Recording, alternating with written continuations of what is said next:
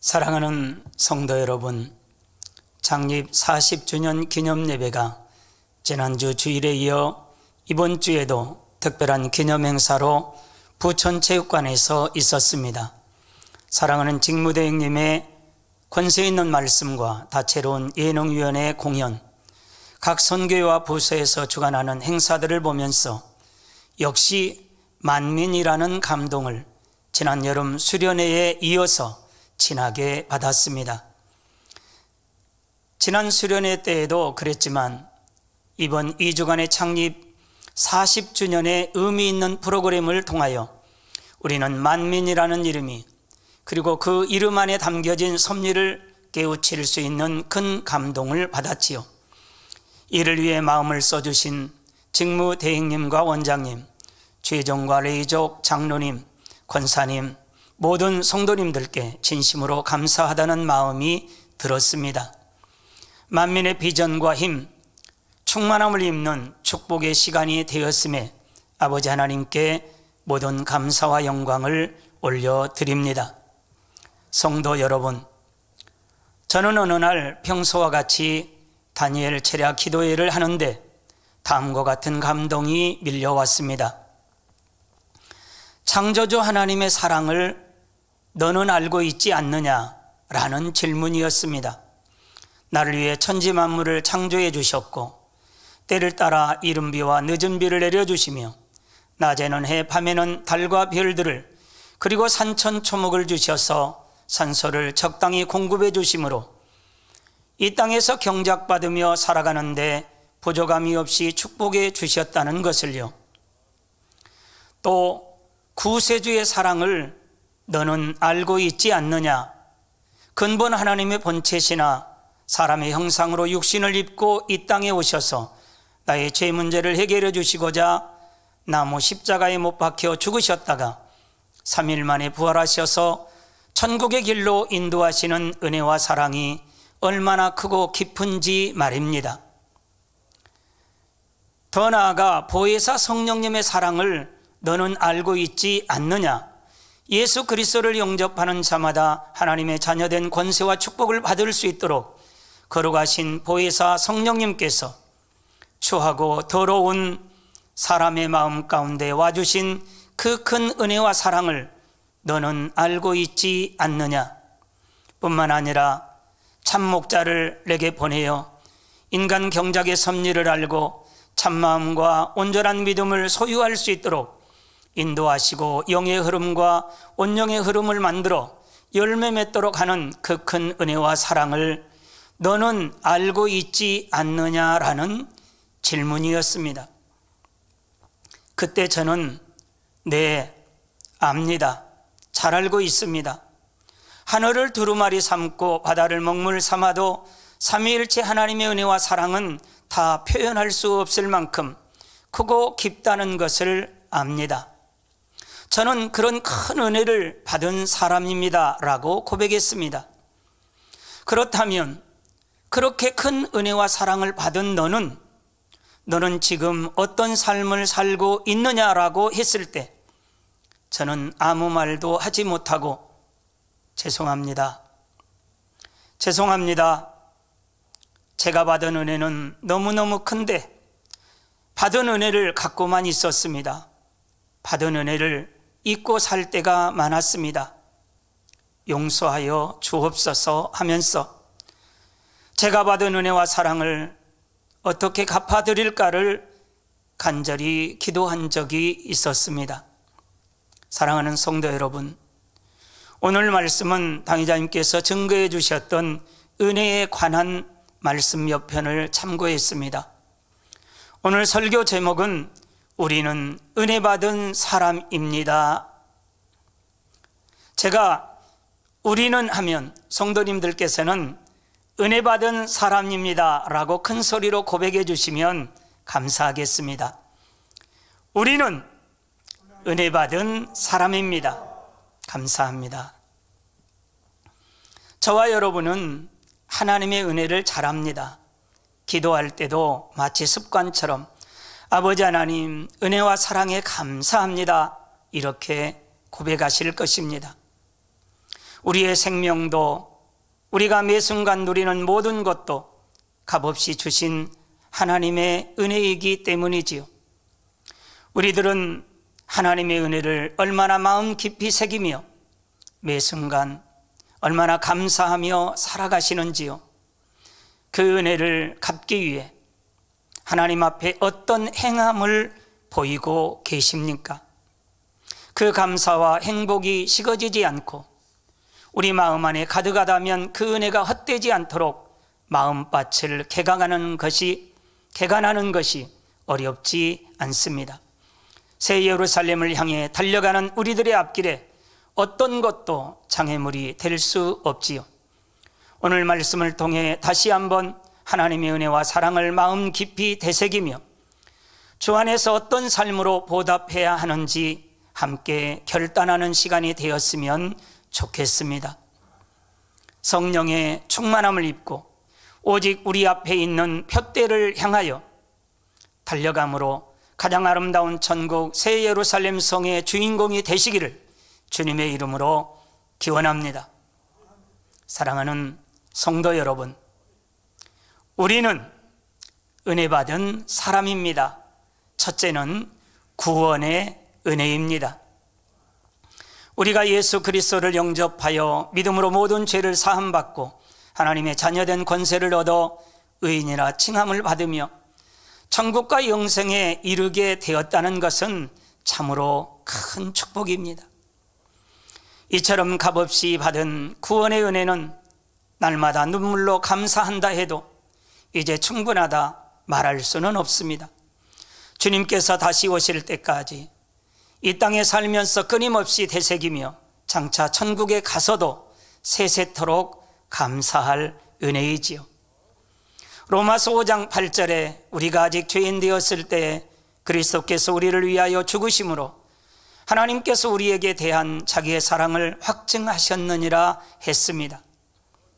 세상 죄악에 물들어 살던 우리들을 하나님의 사랑으로 용서하시고 하나님의 자녀된 권세와 축복을 마음껏 누릴 수 있는 영광의 길로 인도하고 계시니 얼마나 감사한 일인지요. 이 세상의 눈물, 고통, 슬픔, 질병, 사망이 없는 영원한 천국에서 나를 위해 자신의 생명도 아낌없이 주신 주님과 함께 죄악이 조금도 없는 하나님의 자녀들과 함께 사랑을 주고받으며 영생 복락을 누릴 수 있으니 얼마나 큰 축복입니까? 이러한 믿음과 천국 소망을 주시며 더 좋은 천국에 들어갈 수 있도록 날마다 이끌어 주시는 삼위일체 하나님의 사랑을 진정 안다면 항상 기뻐할 수 있고 범사에 감사할 수 있으며 쉬지 않고 기도할 수 있습니다.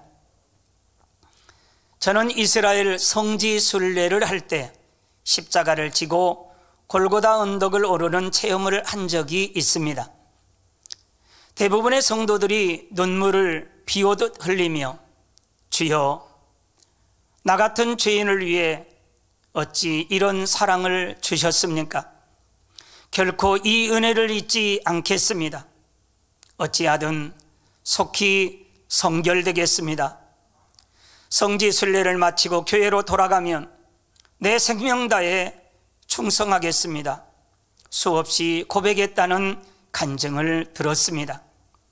얼마 전에는 우리 성도님들과 함께 무한 권능의 단물터 입구에서 동산까지 십자가를 지고 올라가는 체험을 하면서 같은 은혜와 감동을 받았지요.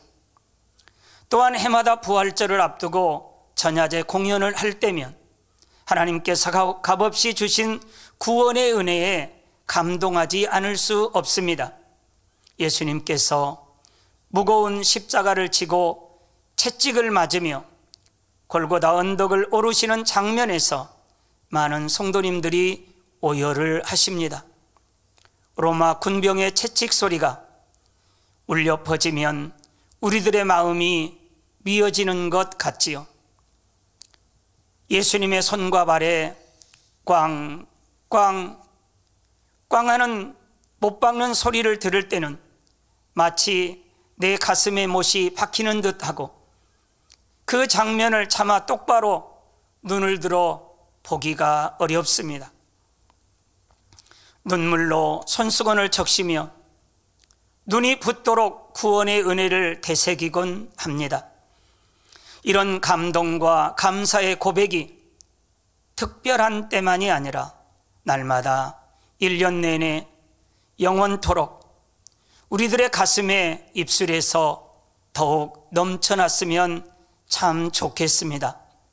나를 구원하신 주님께, 나를 사랑하신 아버지 하나님께 내 몸과 마음과 뜻과 정성을 드립니다. 예수님처럼 하나님을 사랑하기에, 영혼들을 사랑하기에 생명까지도 아낌없이 드릴 수 있는 하나님의 참 자녀가 되기를 간절히 소망합니다. 이렇게 고백하며 날마다 새롭게 변화되어 늘 은혜와 진리와 성령이 충만하시기를 주님의 이름으로 기원 드립니다. 사랑하는 성도 여러분, 우리는 은혜 받은 사람입니다. 둘째는 우리 만민에게 주신 특별한 은혜입니다. 우리 만민에게 주신 특별한 은혜는 수없이 많지만 그 중에 몇 가지를 살펴보겠습니다. 생명의 말씀, 다니엘 차랴 기도회, 무수한 기사 표적뿐 아니라 권능, 그리고 가장 아름다운 천국 새 예루살렘을 사모하는 은혜입니다. 우리가 구원의 은혜를 받은 후에는 반드시 믿음이 성장해야 합니다. 아기가 태어났으면 정상적인 성장을 해야 가정의 행복이 됩니다. 만일 세월이 지나도 여전히 누워있기만 하고 말도 못하고 일어나 걷지 못한다면 부모의 마음이 어떨까요? 참으로 안타까울 것입니다. 성장하는 것 같아도 그 속도가 너무 느리다면 이것도 분명히 문제가 있는 것이고요. 구원의 은혜를 받은 성도님들의 영적 성장도 마찬가지입니다.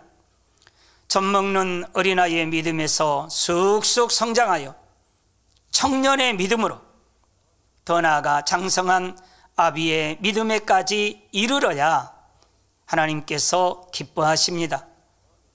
1920년 인도에서 늑대 무리와 함께 자란 두 소녀가 발견된 적이 있지요. 이들은 어려서부터 늑대만 보고 배웠기에 사람과 의사소통을 할 수 없었고 문명인의 삶에 적응하지 못했습니다. 이처럼 늑대처럼 으르렁거리고 울부짖으며 네 발로 뛰고 걸었습니다. 음식을 주면 마치 늑대처럼 두 손으로 음식을 누르고 뜯어 먹었지요. 겉모습은 사람이었지만 짐승과 다름없는 것입니다. 이는 영적으로도 마찬가지입니다. 원래 첫사람 아담은 하나님의 형상을 따라 지음을 받았고 생명으로서 하나님과 교통하며 만물의 영장답게 살았습니다. 그러나 아담의 범죄 이후 모든 사람의 죄 가운데 태어나게 되었습니다. 죄로 인해 잃어버린 하나님의 형상을 회복하고 하나님께서 축복하신 대로 만물의 영장답게 살아가려면 하나님을 경외하고 그 명령을 지켜 행해야 합니다. 전도서 12장 13절 후반절에 하나님을 경외하고 그 명령을 지킬지어다 이것이 사람의 본분이니라 하신 말씀을 명심해야 하겠습니다. 그러나 주님을 믿는다 하면서 교회에 와서 예배를 드리고 아무리 하나님의 말씀을 들어도 자신을 발견하지 못한다면 변화될 수가 없지요. 생명의 말씀과 불같은 기도가 있어야 자신을 발견하고 변화될 수 있습니다. 우리 만민의 성도님들은 자신을 발견할 수 있는 생명의 말씀을 무수히 들었습니다. 수박 겉핥기식으로 죄악을 버리고 선하게 사세요라고 가르치신 것이 아닙니다.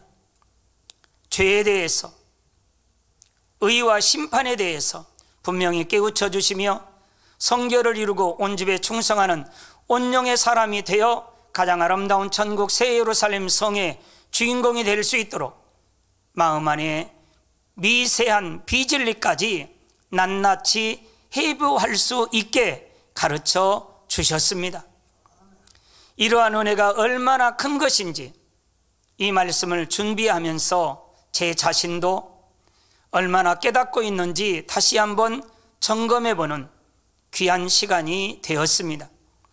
국내뿐 아니라 해외에서도 도대체 이런 말씀이 어디에 있었는가, 왜 이제야 내가 이런 말씀을 들었는가 하며 얼마나 기뻐하고 감사하시는지요. 뿐만 아니라 우리 만민에게는 날마다 불같이 기도할 수 있는 다니엘 철야 기도회도 있습니다. 초신자라 할지라도 만민기도원 원장님께서 인도하시는 기도회에 참석하면서 열심히 기도에 힘쓰면 얼마 지나지 않아 기도의 능력을 받게 되지요. 우리들이 누리고 있는 이 생명의 말씀과 불같은 기도, 기사 표적 권능의 역사는 참으로 크고 특별한 축복인 것입니다. 어떤 사람은 이런 은혜를 받고도 그 가치를 잘 모릅니다. 진리를 듣고도 세상이 좋아서 성령의 음성에 귀를 막고 세상으로 눈을 돌립니다. 아무리 기도의 불길이 활활 일어나도 죄와 싸우기가 힘들다고 기도를 쉬어버리지요. 자기 안에 있는 진리와 비진리의 힘이 서로 비슷할 때는 힘들게 느껴지기도 합니다. 그러나 이 싸움은 힘들면 안 해도 되는 그런 싸움이 아닙니다. 아무리 힘들어도 반드시 해야만 하는 선한 싸움이며 끝내는 이겨야 하는 싸움입니다. 내가 믿음으로, 불가능이 없는 믿음으로 승리하리라 하며 하나님 앞에 힘쓰고 애쓰며 간절히 기도하면 보혜사 성령께서 도와주십니다. 또한 하나님께서 은혜를 주시고 능력을 주시니 능히 이길 수 있습니다. 불같이 기도할 때 불순종의 죄성을 버리고 순종의 사람이 될 수 있지요. 그런 분들은 마음에 평안이 임하게 되니 신앙생활이 행복하다고 고백합니다. 비진리를 완전히 버리지 못했더라도 진리의 힘이 더 강해지면 믿음의 반석에 서게 되고 예전보다 훨씬 수월하게 신앙생활을 할 수 있습니다. 죄를 피 흘리기까지 싸워버리고 악은 모양이라도 버리게 되면 성결을 이루어 영의 사람이 되고 더 나아가 온 집에 충성함으로 온영의 사람이 될 수 있지요. 사랑과 선 잔체이신 하나님께서는 우리들이 변화되기를 오래 참고 기다려 주셨으니 교회 창립 40주년을 맞아 이제는 오직 성경 말씀대로 순종하는 복된 우리 만민의 성도님들이 다 되었으면 참으로 좋겠습니다. 성도 여러분, 가장 아름다운 천국 새 예루살렘에 대한 말씀을 얼마나 마음에 새기고 계신가요? 그토록 영광스러운 곳을 바라보게 하신 은혜에 얼마나 감사하며 그 소망을 소중히 키워 가시는지요. 날마다 새 예루살렘 성에 대한 소망이 새록새록 더해졌으면 참 좋겠습니다. 히브리서 11장 1절에 믿음은 바라는 것들의 실상이요 보지 못하는 것들의 증거라 하셨으니 날마다 믿음으로 새 예루살렘을 바라보고 계신 줄 믿습니다. 만약 우리들이 성결의 말씀을 듣지 못했다면 지금 어디서 무엇을 하고 있을까요? 썩어질 것을 취하면서도 헛된 줄도 모르고 사망을 향해 가고 있지 않겠는지요? 하나님께서는 당회장님의 요한계시록 강해의 말씀을 통해 장차 다가올 7년 환란에 대해 7년 혼인잔치와 천년왕국 백보자 대심판에 대해 하나님의 영광이 드리운 새 예루살렘 성에 대해 낱낱이 알려주셨습니다. 마지막 때의 만민중앙교회를 세우신 하나님께서는 지난 40년 동안 성경에 기록된 무수한 치료의 역사와 축복의 간증을 넘치게 허락하셨습니다. 그렇다면 우리들이 매일매일 어떻게 살아야 하며 한 해 한 해 어떻게 변화되어야 하겠는지요? 하나님의 은혜가 부족한 것이 아닙니다. 하나님께서 우리들에게 주시는 위로와 사랑이 부족한 것이 아닙니다. 전 세계 만민의 성도들이 오직 새 예루살렘 성을 바라보고 성령이 충만한 신앙생활을 할 수 있도록 상상할 수 없는 권능으로 쏟아 부어주고 계십니다. 할렐루야. 무엇이 우리들의 발목을 붙잡을 수 있습니까? 세상의 부와 명예나 잠깐이면 사라질 어떤 세상 즐거움이 우리들의 앞길을 막을 수 있겠는지요? 결코 그럴 수는 없습니다. 우리들을 구원하신 하나님, 이 은혜, 진리를 깨닫고 변화되게 하신 성결복음의 은혜, 새 예루살렘 소망을 주신 그 은혜를 더욱 마음 깊이 새겨야 하겠습니다. 그래서 사도 바울처럼 육의 모든 것을 배설물처럼 여김으로 세상을 능히 이기고 오직 새 예루살렘만 향해 달려가는 우리 만민의 성도님들이 다 되시기를 주님의 이름으로 축원합니다. 사랑하는 성도 여러분, 우리는 은혜 받은 사람입니다. 셋째는 은혜 받은 사람답게 살자입니다. 어느 날 여 권사님이 딸과 함께 백화점에 갔다가 모처럼 값비싼 예쁜 옷을 구입하여 행복한 마음으로 커피숍에 갔는데 손님과 부딪히는 바람에 손에 들고 있던 커피가 새 옷에 쏟아져 얼룩이 생겼답니다. 순간 기분이 상해 짜증을 냈답니다. 그때 함께 했던 딸이 집에 돌아와 조용한 어조로 말하더랍니다. 엄마, 우리는 은혜 받은 사람인데 엄마 은혜 받은 사람 맞아요? 우리는 주님의 십자가 희생으로 죄사함 받았으니 세상 사람과는 다르잖아요. 그리고 엄마는 앞으로 새 예루살렘 성에 들어가실 멋진 명품 우리 엄마 권사님이라는 것을 저는 믿는답니다. 그리고 엄마 사랑해요 라고요. 그 이후 권사님은 그래, 나는 은혜 받은 사람이지, 만민의 권사지, 1만 달란트 탕감받은 사람이지, 새 예루살렘 성에 들어갈 하늘나라 아름다운 공주이지, 그렇게 생각하면서 스스로 다짐하고 매사에 선한 마음을 이루고자 힘쓰고 있다는 간증을 들으며 저도 큰 은혜를 받았습니다. 누가복음 17장 11절에서 19절을 보면 10 문둥병자가 예수님을 만나서 병 고침을 받았습니다.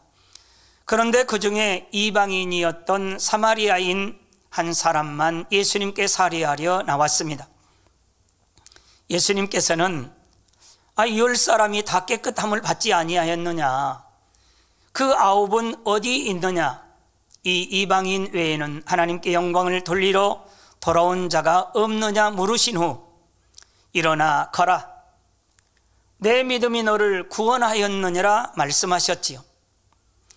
이처럼 하나님의 은혜에 감사하는 사람은 육신의 질병을 치료받을 뿐 아니라 영혼의 구원도 받으니 하나님의 은혜에 보답하는 삶 자체가 축복인 것입니다. 성도 여러분, 마태복음 18장 21절 이하에 예수님께서 비유를 통해 교훈하는 내용이 나옵니다. 어떤 사람이 1만 달란트의 빚을 졌습니다. 1달란트는 노동자의 하루 품삯을 6,000일, 곧 16년 이상 모아야 하는 액수입니다. 그러니 1만 달란트는 하루도 쉬지 않고 일을 해서 16만 년 이상 모아야 하는 상상할 수 없을 만큼 엄청난 큰 액수입니다. 이처럼 큰 빚을 갚지 못하여 가족들까지 종으로 팔려가게 되었는데, 놀랍게도 주인이 큰 긍휼을 베풀어 모든 빚을 탕감해 주었으니 얼마나 감격하고 감사했겠습니까? 그런데 1만 달란트 탕감받은 사람이 기뻐하며 돌아가다가 자신에게 100데나리온 빚진 동료를 만났습니다. 100데나리온은 노동자의 100일치의 품삯입니다. 하루 노동자의 품삯을 10만 원으로 계산하면 1천만 원이니 자신이 탕감받은 1만 달란트에 비하면 지극히 적습니다. 자기가 받은 엄청난 은혜를 생각하면 남에게도 은혜를 베푸는 것이 마땅할 텐데, 이 사람은 조금도 긍휼을 베풀지 않고 오히려 빚을 갚으라고 독촉하며 동료를 잡아 옥에 가두었습니다.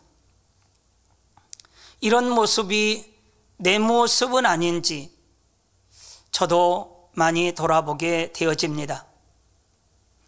이 사실을 알게 된 주인은 진노하여 그에게 탕감해 준 것을 무효로 하고 그 빚을 다 갚기까지 옥에 가두라고 명했습니다. 이 사람은 자신이 은혜를 입었을 때는 주인의 은혜에 감사한다 했지만 마음 중심으로 그 사랑을 깨닫지는 못했던 것입니다. 그러므로 35절에 너희가 각각 중심으로 형제를 용서하지 아니하면 내 천부께서도 너희에게 이와 같이 하시리라 하신 예수님의 교훈을 우리는 명심해야 하겠습니다. 진정 하나님의 사랑을 깨달은 사람은 하나님을 사랑할 뿐 아니라 형제에게도 자신이 받은 그대로 사랑을 베풀어 줍니다. 사랑 자체이신 하나님을 닮아 성결된 참 자녀로 변화되는 것입니다. 그래서 요한일서 4장 12절에 어느 때나 하나님을 본 사람이 없으되 만일 우리가 서로 사랑하면 하나님이 우리 안에 거하시고 그의 사랑이 우리 안에 온전히 이루느니라 말씀하셨습니다. 사랑하는 성도 여러분, 긍휼도 은혜도 사랑도 다 마찬가지입니다. 내 죄를 용서받은 은혜가 얼마나 큰지 알면 나도 남의 허물을 용서할 수 있습니다. 내가 받은 사랑이 얼마나 큰지 알면 나도 사랑을 베푸는 사람이 되지요. 우리들의 마음에 하나님께서 베푸신 사랑을 절절히 우리 마음에 새겨야 하겠습니다. 우리는 은혜 받은 사람입니다. 우리들은 1만 달란트 빚보다 더 큰 죄값을 탕감받은 사람들입니다. 저와 여러분은 지옥에서 천국으로 인도받은 사람들입니다. 저와 여러분은 죽었다가 십자가의 사랑으로 다시 살아난 사람들입니다. 그러니 하나님을 첫째로 사랑하고 이웃을 내 몸처럼 사랑하는 것이 마땅하지요. 이것이 지극히 당연한 일임에도 불구하고 제 마음에서 잘 안 될 때가 있습니다. 그럴 때 저는 마태복음 7장 7절 말씀을 생각하면서 구하라. 그러면 너희에게 주실 것이요. 찾으라. 그러면 찾을 것이요. 문을 두드리라. 그러면 너희에게 열릴 것이니 하신 말씀을 붙잡고 기도하게 됩니다. 하나님의 크신 은혜로 1만 달란트를 탕감받고 용서받은 제가 미워하면 안 되는 줄 아는데 아직도 제 마음에 용서하는 마음, 이해하고 사랑하는 마음이 잘 안 되니 주님 어떡합니까? 주님 도와주세요. 마음 중심에서 어떤 사람이라 할지라도 미워하지 않고 이해하고 용서하며 사랑하기를 원합니다. 이렇게 간절히 기도할 때 성령의 도우심으로 때로는 통해 자복이 나오고 은혜가 임할 때가 있었습니다.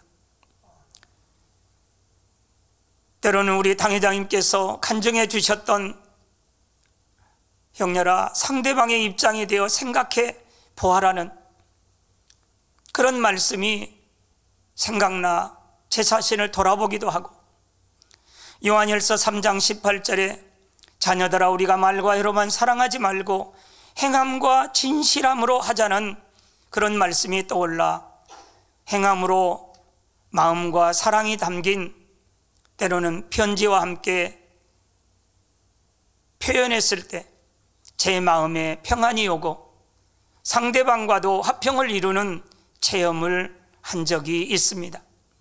저뿐만 아니라 우리 성도님들도 많이 체험하셨을 줄 믿습니다.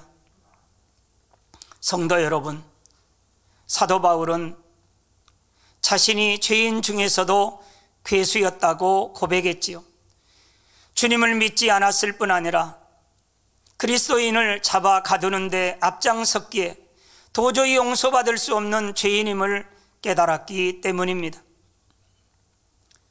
그런 사람이었음에도 불구하고 주님으로부터 받은 은혜가 너무나 컸습니다. 주님께서 자신을 만나 주셨고 천국의 낙원을 환상으로 보여주시기까지 했습니다.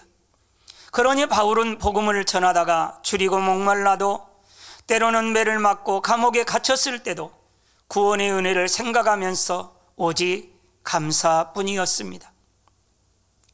바울은 나는 은혜 받은 사람입니다. 십자가의 사랑으로 값없이 죄사함 받은 사람입니다. 나는 1만 달란트 탕감 받은 사람입니다. 아니 죄인 중에 괴수였습니다라는 심정으로 매사에 겸손과 눈물의 삶을 사시지 않았습니까? 사도행전 5장에 보면 사도들은 복음을 전하다가 심히 핍박을 받을 때도 있었습니다. 그 이름을 위해 능욕을 받은 일에 합당한 자로 여기심을 기뻐했다고 했지요. 감히 주님의 이름으로 능욕받는 것만도 너무나 영광스러웠던 것입니다. 선교할 수 있는 것도 행복했고 기뻐했고 감사했던 것입니다. 우리가 여기서 꼭 기억해야 할 것이 있습니다. 자신의 죄와 허물을 용서받기 위해서는 나에게 용서받기를 원하는 상대를 용서해야 한다는 것입니다. 예수님께서 가르쳐 주신 주기도문에도 우리가 우리에게 죄 지은 자를 사하여 준 것 같이 우리 죄를 사하여 주옵시고라고 했는데 무슨 뜻일까요? 우리가 형제의 죄를 용서하지 못하고 여전히 미워하며 감정을 품고 있거나 화를 내고 있다면 하나님께서도 우리의 죄를 용서해 주시지 않는다는 사실입니다. 이러한 사실을 안다면 어찌 용서하지 않을 수 있겠습니까? 우리는 용서해야 합니다. 이해해야 합니다. 사랑해야 합니다. 그러기 위해서 아버지 앞에 불같이 기도해야 하지 않겠습니까? 우리의 구세주가 되신 예수님께서는 상한 갈대와 같은 영혼을 꺾지 아니하시고 꺼져가는 심지와 같은 사람도 끄지 않으시며 끝까지 참고 기다리셨으니 우리는 어떻게 해야 할까요? 앞서 설명한 마태복음 18장 21절에서 22절 말씀과 같이 그때 베드로가 나와 가로되 주여 형제가 내게 죄를 범하면 몇 번이나 용서하여 주리이까? 7번까지 하오리까? 예수께서 가라사대 내게 이르노니 7번뿐 아니라 70번씩 7번이라도 할지니라 하시며 완전한 용서를 교훈하셨습니다. 몇 번 용서하고 더 이상은 용서하지 못하겠다 하거나 저 사람은 도무지 이해할 수도 용서할 수도 없다 해서는 안 된다는 것이지요. 그리고 용서한다 해놓고는 상대의 잘못을 여전히 기억하고 있으면서 스스로 고통을 받는 어리석음도 없어야 합니다. 진정한 용서가 되어야 한다는 것이지요. 우리는 얼마나 부부간에, 부모 자녀간에, 형제 이웃간에, 친구 사이에 진정한 용서를 하고 있는지 살펴보았으면 좋겠습니다. 무엇보다 나는 하나님과 화목한지, 나 자신과 화목한지 살펴보았으면 좋겠습니다. 그리고 모든 사람과 화목한지 점검해 보아야 하겠습니다. 또한 하나님께서 세우신 주의 종과 화목하고 있는지 돌아보았으면 좋겠습니다. 사랑하는 성도 여러분, 결론입니다. 우리는 은혜 받은 사람입니다 라는 제목으로 첫째는 구원의 은혜, 둘째는 우리 만민에게 주신 특별한 은혜, 셋째는 은혜 받은 사람답게 살자, 세 가지로 말씀을 살펴보았습니다.